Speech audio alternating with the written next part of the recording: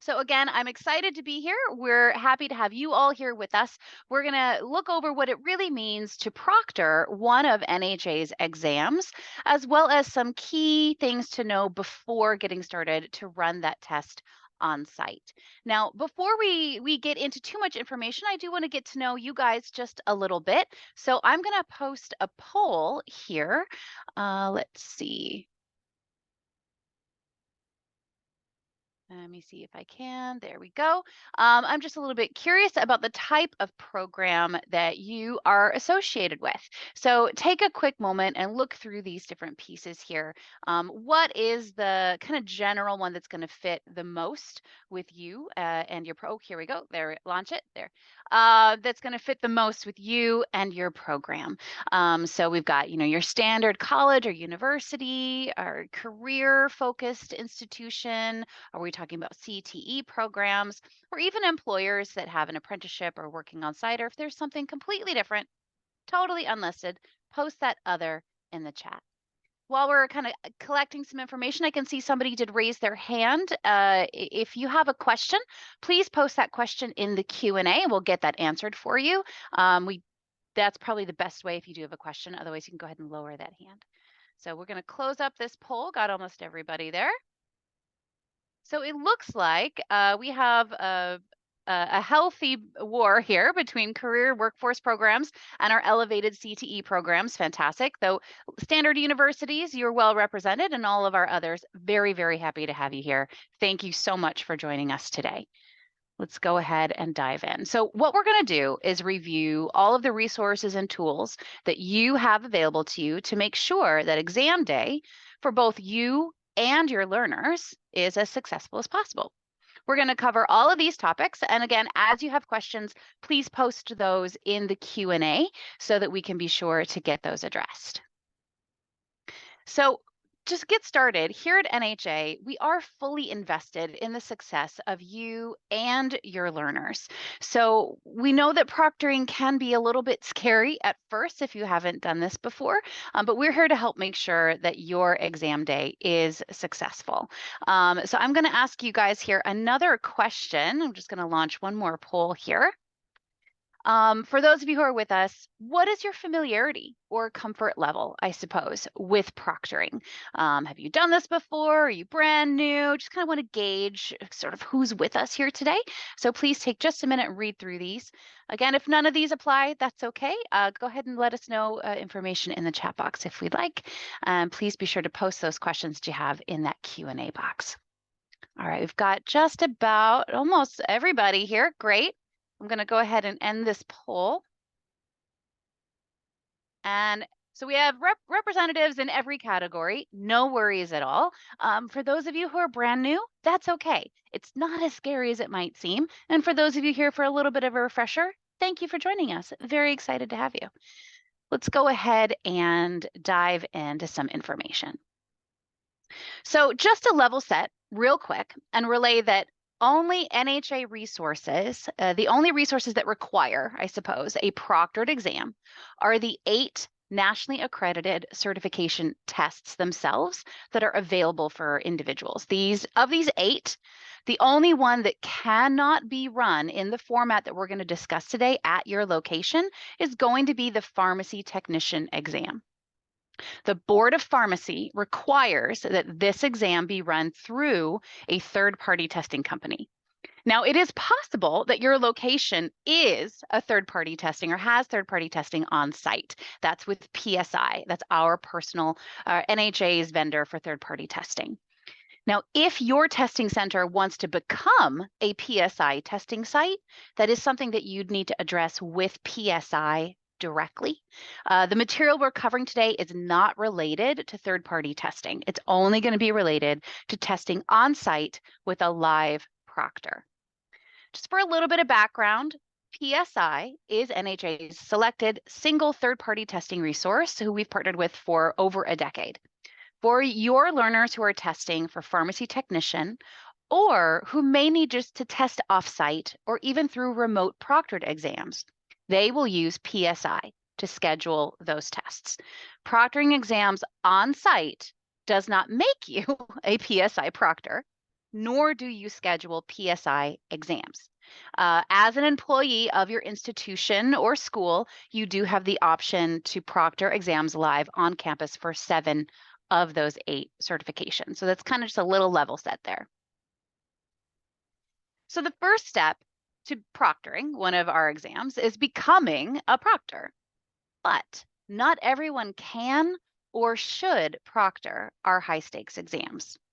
So, NHA's Proctor Handbook, which is available on our website, covers the basics of who should or shouldn't proctor, what it means to be a proctor, and making sure that everything is ready for exam day.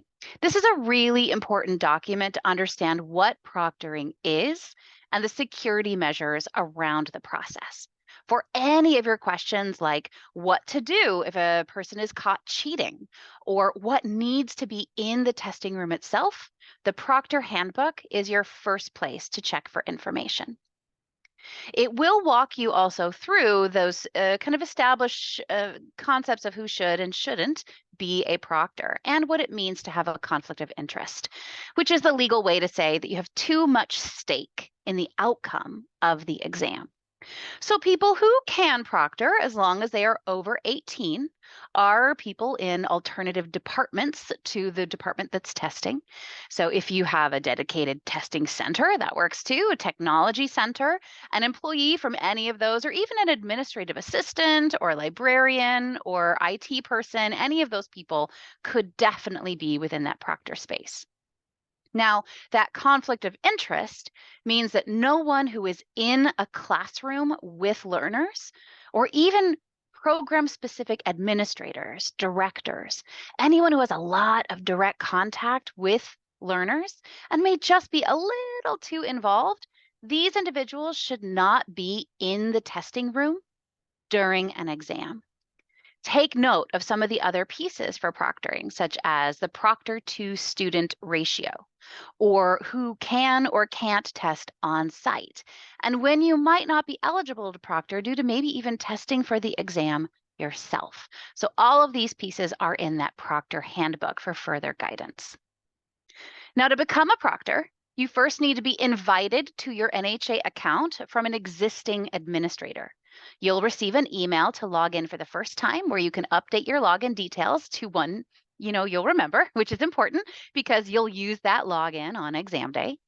But from there, you can complete the proctor training, which should only take about 20 minutes of your time, but walks you through all of the steps and ethical requirements to proctor. This should be completed as soon as you can, ideally at least 30 days before the scheduled exam date, but hopefully no later than 10 days before, so you have enough time to familiarize yourself with your tools and ensure your testing space will be ready on exam day.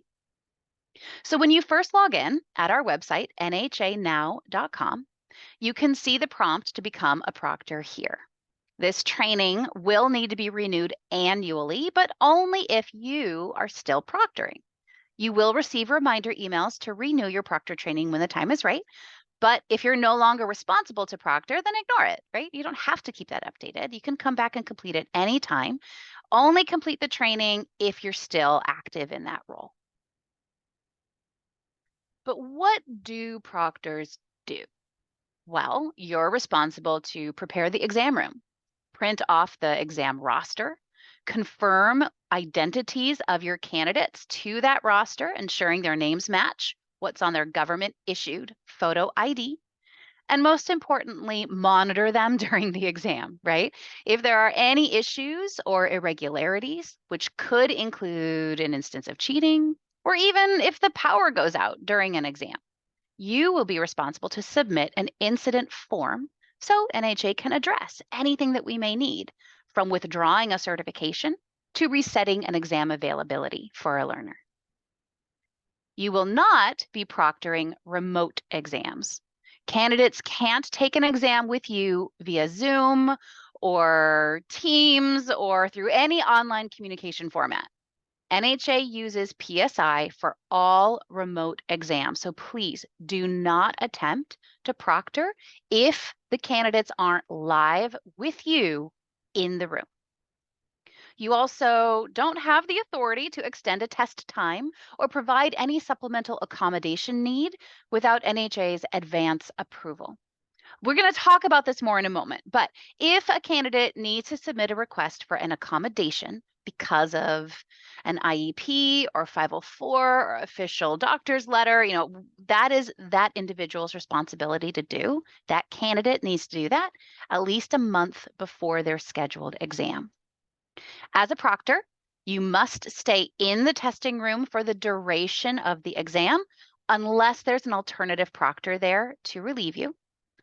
Exam dates need to be created in advance, so candidates should have their applications done. This needs to happen no later than the week before the test. And we're going to talk through this timeline a little bit more in a bit. You are also not responsible to register candidates for their exams. That's something they need to do. During the application process, they'll sign a legal form called an attestation. This confirms their identity, their ethical responsibility, as well as eligibility to test. Now, this should happen again no later than the week before the exam. And hopefully this one makes sense. You should not answer questions on the test for your candidates, right? That's not your job. You're there to kind of monitor them. Okay, so let's talk about the exam room. Each candidate can be provided 2 sheets of blank paper, which is something you would give them and then collect at the end of the exam. They can also have up to 2 number 2 pencils, which they can bring. They can't have any other resources in the exam room, with the only exception being billing and coding exams. That's the CBCS. Those students are required to bring their 3 coding manuals into the exam room. So in this situation, they can have personal notes written in them, as well as tabs on pages. Those are acceptable, but it can't be an ebook or have any inserted pages. Those would need to be removed before the start of the test. Other items not allowed would include personal items like a cell phone, a coat, a purse, but exceptions should be made for religious clothing. In addition, there's no food or drink allowed during the exam unless pre-approved for medical purposes, and candidates can't bring their own calculators. All necessary calculations will have resources available within the exam format. Okay, so I'm going to ask another quick poll here. Let me just bring that up. There we go. So where is everyone here with your proctor training? Now, you might not be proctoring, and that's okay. That's option 3 here. But I'm just a little bit curious about kind of where everybody is now that we've talked a little bit about what it means to proctor. So give everybody a second. We've got about half of you. Great. Give you some time. Almost done. Great. Hey, thanks. I love watching this data come in real time. It's kind of interesting. We're sort of neck and neck right now. We're going to close this down. Anybody else want to see if we can break the tie? Let's see here. All right. Well, guess what? So we have about 50% of those who are eligible to proctor between I've completed it or I've not completed it, which is totally fine. Just that's amazing. It's literally the exact same percentage in both categories.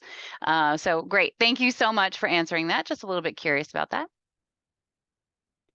So with those of you who have already completed your training, hopefully a lot of what we're about to cover will be review, but let's talk about the resources available to you as a proctor for your program. So once you've completed that training, you will be given access to what's called the Proctor Manual. It's also called the Process Guide. This manual is your direct roadmap to the exam process and is what you'll use before and during the exam to make sure everything's in order. It's a downloadable PDF that also includes the entire proctor script, resource links, and information about any testing irregularities and what to do about them. Now, NHA has a help center also available for you to cover a variety of additional needs. We have our live chat, an 800 number, who are available to answer emergency questions if necessary, though they do run extended hours, but they are not 24-hour. They're closed on national holidays and on over the weekend, except for mornings on Saturdays. So if you have a test coming up on a 3-day weekend or on a Saturday afternoon, look ahead, make sure everything is set up because they won't be available to answer your questions. This is also where you will locate in the Help Center any incident forms, technical requirements for the testing computers, and additional FAQs. So it's a really great place for information. Now, to help you with all of these processes through your NHA website, you have access to our searchable resource library called the Knowledge Center. That includes walkthroughs on becoming or renewing your proctor status. There's a short video that walks you through the proctoring process, and you will also get reminders through your login email to maintain your proctor training. There are how-tos available for you and for your learners as well, actually, that include what to do to reschedule exams if necessary, or if they have to test through a third party. So let's take a look at some of the best practices for a successful exam day. Right now that we've seen what your resources are, what it means, what do we do?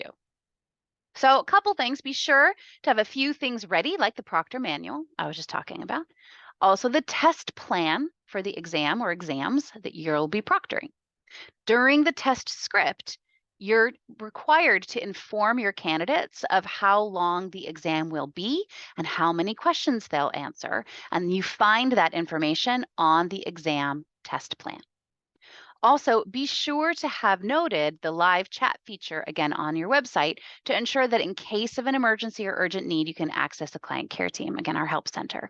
As I mentioned, they are open extended hours, but not 24 hours, and also holidays and most weekends they're closed. So just keep that in mind. One of the key pieces for you to know is when exams are scheduled, as well as how many candidates will be attending. So you can do this right from your NHA login by selecting this upcoming exams button. This is going to take you to your institution's exam calendar. This calendar will default to a view of 30 days, which is our minimum suggested time to kind of get this process started. But you can stretch it out to a 90-day window. The page gives you all the information you need about upcoming exams, starting with the exam dates themselves. So this is the date that the test will run for your candidates. You can also see that application deadline.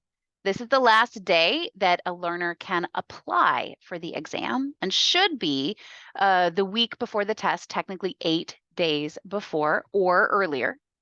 All applications need to be done prior to 11:59 p.m. Central Time on this date in order for the tests for them to be able to test or be on the roster for the test. You can also see how many candidates are on the roster. This is important to know how many proctors you'll need. The proctor to student ratio should never exceed 25 candidates to a single proctor. You can see what exams may be running at this time. You'll want to be sure and check the length and question number from those test plans so you can give the correct information to your candidates. This exam status is really important. As you can see here, the first test is in sent status, which is the necessary status for an exam to be live to proctor on exam day.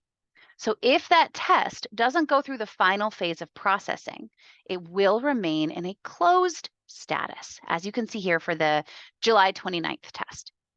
In this instance, when you show up to proctor, there won't be an exam available for you. Now, it's easy to fix, but it's much better to discover it before exam day, especially if you're testing over a weekend. So keep an eye on this page to make sure that this status transitions from closed to sent, which should happen automatically 3 business days before the exam date. So check your exam statuses within that 3-day window to be sure everything is ready to go. Before the exam, the roster should finalize once it goes into that sent status. You will need to have this printed and have that documentation of your candidates to confirm their information on test day. So you access this through the View Exam Rosters feature. You want to select the exam date that you need from the drop-down list right here. And then you can click on the link in the bottom right corner to print the roster. If for some reason the roster looks wrong, then take a minute and notice the filter in the top right corner. If this is set to pending approval, not all individuals may be on the list. So just be sure to check that it is filtered to the approved candidates so your roster is accurate. On exam day, you'll use this to confirm the candidate names. So remember, they have to match their government issued photo ID, which they need to bring. Only that individual can take that exam. So if the names don't match, they aren't technically allowed to test. And that's first and last name must be the same as what's on the roster. You may be, if you are, required to schedule exam dates. This feature isn't available to all proctors. So if you're supposed to also own that scheduling process, but don't see this request new exam option live for you, then connect with your institution, see if your administrative privileges can get updated so that can be added to your account. Now, if you have that, selecting this should open your information page. You want to type in your required exam date and also select the application deadline. This calendar helps you to identify what those 8 days prior to the exam need to be to make sure everything's set up correctly. And so you'll just put that deadline in that kind of feature there. You also have some open fields to complete if you choose. Note that these additional pieces are optional. The exam details will be any details you need visible to candidates during the application process. So for example, an AM or PM exam, or the start time of the test. This could even be a teacher's name for the course, what building or classroom or location the exam will be in. Purchase orders aren't used for everyone, but if you do have a PO that needs to be on the final invoice, be sure it's listed now. We can't add a PO after an exam is finalized. We have to add it when we build it. If you scroll down to this page, you'll see the option to select the exam or exams that will run at this time. Please know candidates won't be able to select more than one test at a time. If concurrent exams need to be run, please see the Proctor Handbook because there's some timeline requirements there to make sure that's run in according to code. This is also important as not all tests run the same amount of time. Our medical assistant and billing and coding tests, for example, both run 3 hours, whereas other tests may be only 2 hours long. Running multiple exams at different timelines can cause an issue if you're the only proctor there. There are guidelines around when candidates can leave an exam room. And so when or if multiple test types are running, it can cause disturbance, and it's just easier to not, right, to schedule them at different times or just keep it at one exam type per test. But you do have that option. So to be clear, you are not responsible to reschedule candidates. Anyone who misses an exam needs to go through their own candidate account to reschedule that test. Now, the institution does have to have an open test date available for them to do so, but you can't change their registration for them. Now, for these kinds of exams for on-site, rescheduling doesn't charge the candidate or the institution a second time. But for anyone who might be testing off-site through our third-party test, they have to reschedule their exams at least 24 hours prior to their scheduled test date. Otherwise, they may forfeit the exam cost. So that's a different process than when you're doing a live proctor on site. So if you have a candidate or candidates who can't remember their login passwords at the start of the exam, you actually do have the option to help them. This is only applicable for on-site live exams. This is not something that PSI or remote testing can do. But if you are actively proctoring, you can help kind of relieve the stress of this in this really high stress situation. So you need to be logged into the exam as a proctor and select the Generate Password Reset Code feature. At that point, a 12-digit alphanumeric code will appear that you can share with test takers. This code expires in 30 minutes. So after that point, a new code would need to be created. So don't make it too early. So if this happens, learners just candidates follow the forgot password prompt, and they can select the option for during a proctored exam. and then confirm that they're in fact in the exam room. And they're instructed to let you, as the proctor, know that they're doing this at this time. They'll have to answer a couple of verification questions from their own account, like their street address or birth date, something they obviously would know. And then with successful answers, they're able to enter the access code that you've created, which will grant them access to their portal and allow them to begin the exam. So if that happens, that's how you do that. You can create this code in advance of the exam start, put it on a board if you want for all to see, or create it just if needed or as needed, though applicable for any candidate in the testing space, right? So one code applies to everyone, but it is only valid for 30 minutes from when you create it. So just plan accordingly. Okay, so I wanted to stop here and see if have there been any big questions in the Q&A or in chat that we want to address before we move in to some other best practices. Hey, Laura, this is Hannah. Hi. There was one really good one. There hasn't been too much in Q&A at all, but just wanted to address digital IDs. There was a question around that, and the person stated that some states have apps that residents can access their IDs on. Mm. I thought I knew the Yeah. answer, but wanted to verify. At this time, Yeah. NHA, in order to be in compliance with our accrediting body, states that it must be a physical government issued photo ID. So I don't believe that an app would be applicable, though I think that's a great question that we can bring up. But since it's a nationwide exam, and this is something that might be only applicable for certain unique states, I would always err on the side of the physical ID, a physical government. The copies aren't allowed, that kind of thing typically. So I would err on that side, but I think that's a great question for us to take away and then clarify. But I have not seen that that requirement has changed in any way. We've not received that notice. So at this time, I would say the physical ID. Great Thank you. question. And that was all we had. Okay. All right. Well, let's dive in. We're going to talk a little bit about the timeline now that we've seen the process. Okay. So again, some best practices. We want to review everything we've talked about before we go into some FAQs that we get. We're going to kind of break down some of the most frequent issues. So we'll take the major players on our countdown one at a time, knowing that every program has varied in lengths. Your involvement as a proctor really doesn't start until around 30 days before the exam date. We're going to count down each week and take a look at the day before and the day of as well. So around this time, 3 to 4 weeks before the test, you should begin or have already completed your proctor training. If you need or want any additional training, reach out to your school's or institution's NHA representative to request additional training to be scheduled with someone from our client experience team who's here to help. It's a good idea also to have a backup proctor just in case something happens and you get stuck or can't proctor the exam. So during this time, you want to log in to your NHA account and check the upcoming exams field. Make sure the test date is created. Ideally, learners should already be starting applications at this time. Remember, this isn't something you do, but you can monitor if anyone has applied for the test in your upcoming exams button. It's important to know how many proctors you'll need on exam day. As I mentioned earlier, anyone who may be eligible to request a special accommodation should do so now.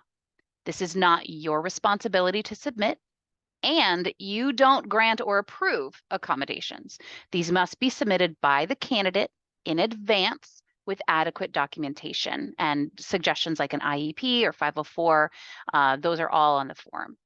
This then gets reviewed internally here at NHA through our compliance department.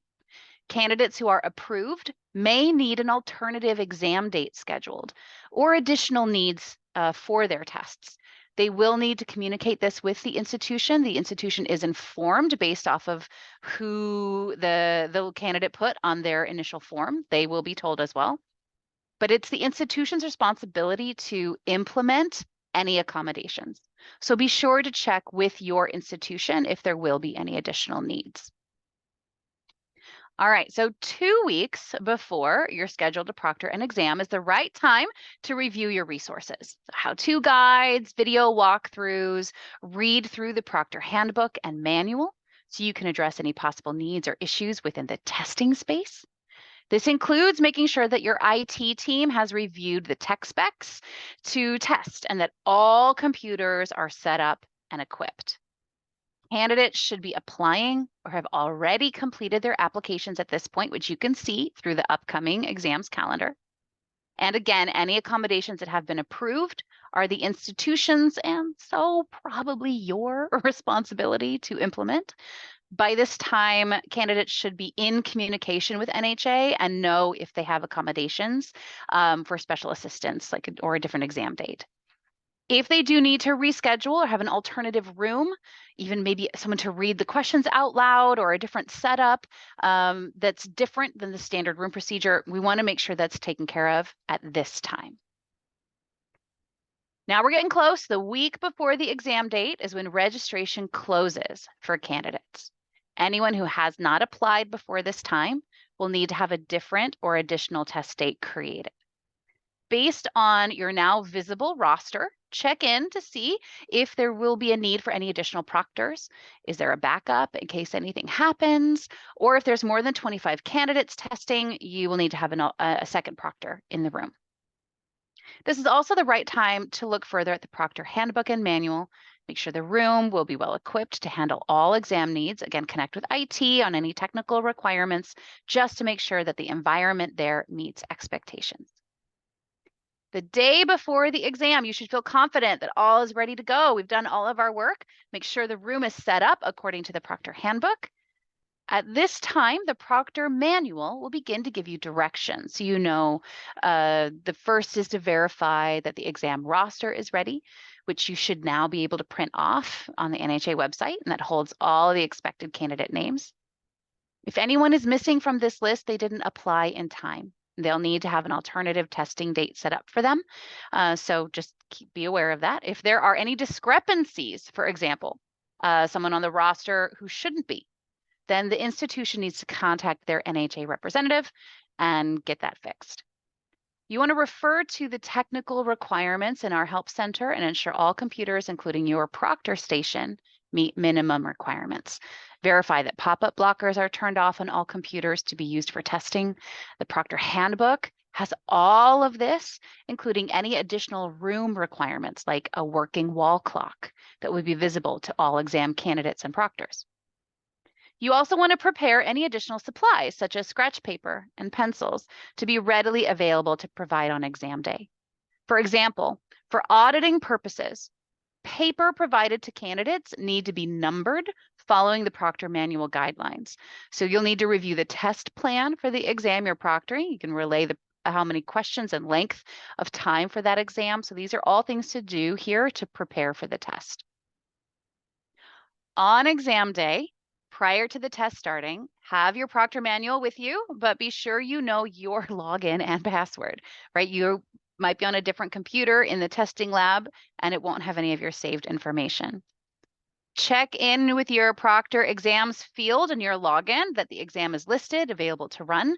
Remember, if the status listed in upcoming exam says closed or open, then you'll need to contact NHA and get that finalized. Have your exam roster printed. Verify that all candidates are eligible to take the exam. Confirm them using their proper identification. Again, a physical government issued photo ID with their signature and permanent address is the current requirement. You can then assign scratch paper following the proctor manual guidelines and advise that all candidates make sure they know their passwords. It's also a pretty good idea to encourage everyone to use the restroom before the start of the test. You should too, just in case, right? Let's get that done. Now, follow the proctor script in the proctor manual during the exam to help ensure that all goes as smoothly as possible. So first, you log into your NHA portal and exam, have everything ready to identify the learners as they log in, and then monitor those candidates. So monitor them at all times using both the exam feature through the website, as well as physical observation. Occasionally move around the room during the test. Monitoring candidates from the back of a testing room can actually provide a really good point of view for observing their activity. When the test is ended, collect the scratch paper from all candidates. And if you're the only proctor in the room, they They can't leave once testing begins except for emergencies, and all candidates need to wait until the exam is completed before they can exit. So I'm going to ask another quick poll here. I know we've had a minute since we've had one, so that's okay. We're going to go ahead and launch this. When we're talking about exam day, what do you think is the most common reason that proctors call in to NHA? So these are all potential reasons. Take a look, read through them. What do you think is the most common, the call we get the most from proctors? Go ahead and give you a minute. Right? Give you guys some time to read through all of these. I know some of them are a little bit long. Okay, we got about half of you. Good. There's two very obvious front runners here. I'm kind of curious to see where we go. So let's see. Anybody else want to guess? Want to ante in? All right, I'm going to close this down and we can sort of see. So it looks like the two biggest guesses are help in adding, closing, or reopening exams for registration or resetting passwords at the beginning of an exam. So great guesses here. We're actually going to talk about all of these, but the answer is 45% of inbound questions on proctoring are related to opening, closing, or adding exam dates. It's a huge percentage of that. So if you don't see that request new exam feature, then you just need to talk to your institution to get that added to your account. So simple to do, but if it's same day stuff, then that it's a little bit different. Anyone who's not registered in advance, they'll need a different date to test. Okay, so we're going to close up here by diving into some of the most frequent questions or issues that could arise during an exam experience. So here's one we get a lot. I'm supposed to proctor an exam today, but there's no sessions showing when I click proctor exams. What do I do? Well, we've talked a little bit about this in the exam status, right? If that upcoming exam status says closed or open, then the test isn't available to run. So just contact our help center. They can release the test manually. Great idea to check this in advance, especially if you're testing over a weekend or in the evening. All right, I can't get past the proctor signature page. What's going on? Well, we want to double check, make sure that your name is as you set it in your profile. So no nicknames can be there unless your profile is set up with a nickname, then yeah, let's use it. Also, you want to make sure that the date format is the full digit date, 2-month, 2-date, 4-year dates with those slashes in between. That's typically what's holding that up. When my candidates log into their exam, they're getting a message that there's no proctor. What do I do? Well, some of this is about timing. You want to make sure that you're logged in before the candidates are. If they receive that message, just have them log out and start again after you have logged in. If you've selected multiple exam sections, try checking the toggle bar to see candidates in different sections. You can also direct them to refresh. Refreshing your screen might also help to kind of update that. It's a timing issue. It just means that the two sides of the test haven't seen each other yet. So just do a couple of refreshes and troubleshoots. Typically fixes that right up. My candidate's exam stopped because they accidentally clicked outside the browser, which is what it's supposed to do because they're not supposed to click outside the browser. Well, you have the option to click ignore if you know it was a mistake. That should resume that. The candidate may also need to refresh their page or log back in, clicking back into their exam on their banner in their home screen, and then you can hit resume when that happens. So it's okay, it's supposed to, but we want to make sure that we handle that accordingly. Okay, something is wrong with a candidate's computer and they need to log off or change computers. Okay, great, do it. Have them log back in as quickly as possible though, and you'll be able to resume or restart. We want to make sure that they do this quickly. The time will continue to count down on their exam. The exam itself has not stopped. So we want this to happen as quickly as possible. It's always a great idea to have a couple of extra non-assigned testing spots in the testing room for just this occasion. So if you have 15 computers in a testing lab, let's not let more than 10 students test at a time, right? Something like that, just to make sure we've got some backups. That was extreme, but giving you an example. I had to stop the assessment. Can we restart? Yes, of course. Log back in, Have your candidates do the same. They will show up for you under stopped assessments. You want to click no action and then resume, and then that will pick everything back up where they left off. My candidate has questions to go back and review, but can't get back to them. Okay. Questions can be flagged when they're taking this test. They have to use the back arrows in the exam, not within the browser, right? So the browser, if they use that, will actually finalize the score if they click back in the browser. And unanswered questions or flagged questions will be lost. So we definitely recommend that candidates answer all questions to the best of their ability, only flagging those that are absolutely necessary and returning using within the exam to do so. Flagged questions aren't submitted. So an exam that gets submitted with flagged questions, those questions will be blank and ergo wrong. So we want to make sure that they fix those before they finalize. A candidate didn't show up. Can I allow a different candidate who isn't on the roster to test instead? No. Only the candidates who are on your roster can test. Exam IDs are specific to that person, to that candidate. That missing candidate just needs to reschedule. But the one who showed up that day, they might not even have their exam registration completed. They'll need to review their exam options and ensure that they're ready to go for a different date. So only the person on the roster is allowed to take that test. That's why those IDs are so important. My candidate can't remember their password. What do I do? Well, if you remember, you have the option to get that password reset code. We have a how-to document on how to do this for you. But once you've logged in, you can actually set this code up, which will help you through creating that password reset code, providing it as needed. Now, this is only applicable for these in-person live exams, but it's a great resource for if this should happen to your learner. Okay. So that was the bulk of our content. We wanted to save some time here to do some open Q&A if necessary. But before we get to that, remember we are recording this. The recording will be going out to everybody who registered. And in the chat box, we're going to post, thank you, Lauren. There are 2 surveys here. Open them both. Yes, you can apply to both. The gift card for $50 raffle, that is just a webinar survey about today. But the bigger one, definitely fill that one out. It's the right time of season for it, right? Is more information about you, your program, your institution. We want to be bringing you stuff that you need. So it just gives us a little bit more detail. Fill them both out right now so that we can make sure to get you what you need. If you need additional training, that's going to be in that survey form. So fill that out.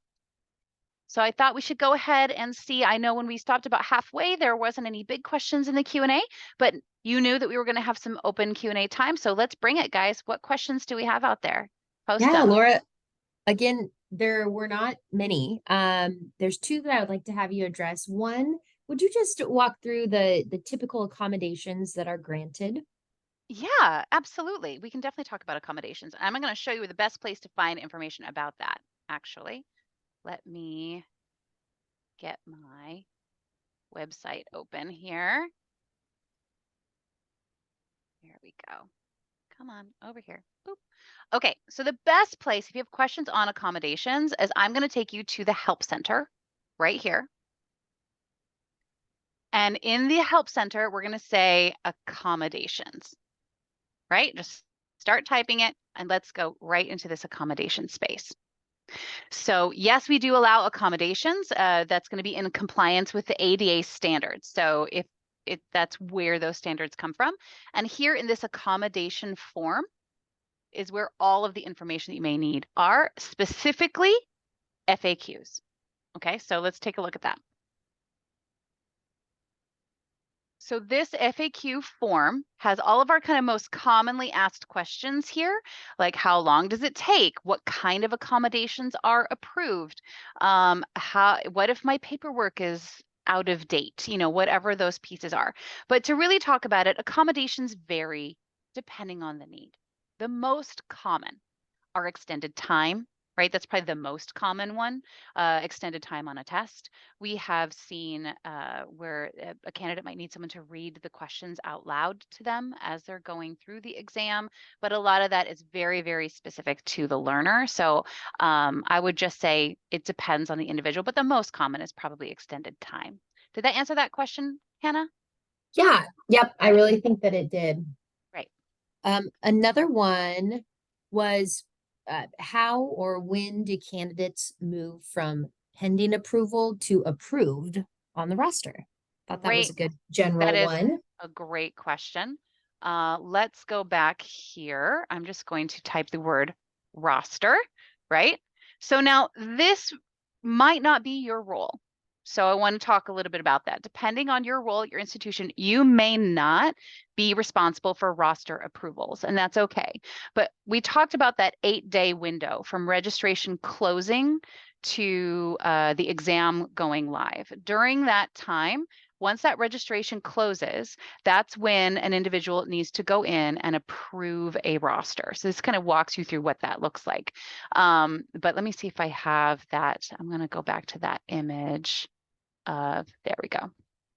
So when you look at this, there's that exam date to application deadline. So when the application deadline passes, registration will transition from open to closed. During closed status is when someone from the institution needs to approve that roster. So that roster only becomes visible to approve once it's in that closed status. So then once whomever approves those individuals, so that might not be you, and there's a process for it, that's when then, and that 3-4 business days before the exam, NHA will transition that into a sent status. So they move from pending to approved during that window of closed status into sent status. Does that answer that question? I believe it does, Laura. Right. And then just the one other one that I have seen here is around proctoring multiple certification types in one setting. Mhm. And just kind of how that works with, there was some discussion around when students can leave the exam room and Mhm. things like that. I Yeah. thought that might be beneficial to speak to as well. Absolutely, absolutely. We talked Yeah. a little bit about the different exams and that some of them are different lengths. So, best practice, if possible, is try to keep any exams are going to occur. So, if you're going to have multiple exam types in a test at a given time, we want to have that be all at the same time, right? So, 2 hours versus 3 hours. Can a candidate leave during the exam? They can. Let's go to our proctor manual. It's easiest if we keep it all the same. But if you can't do that, that's okay.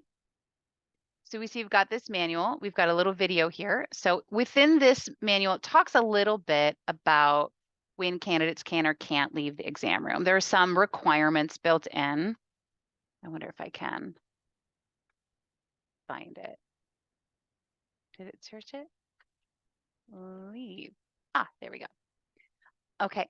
So they can't leave without approval. That's the first thing we should know.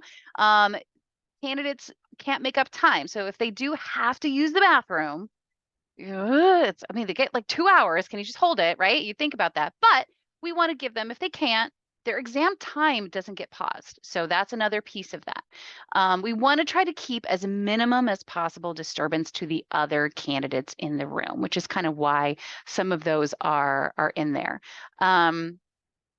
So there's some parameters. If they do need to leave, they have to turn in all of their information, all of their resources to the proctor. They can't take anything with them. Let's see if there's another piece.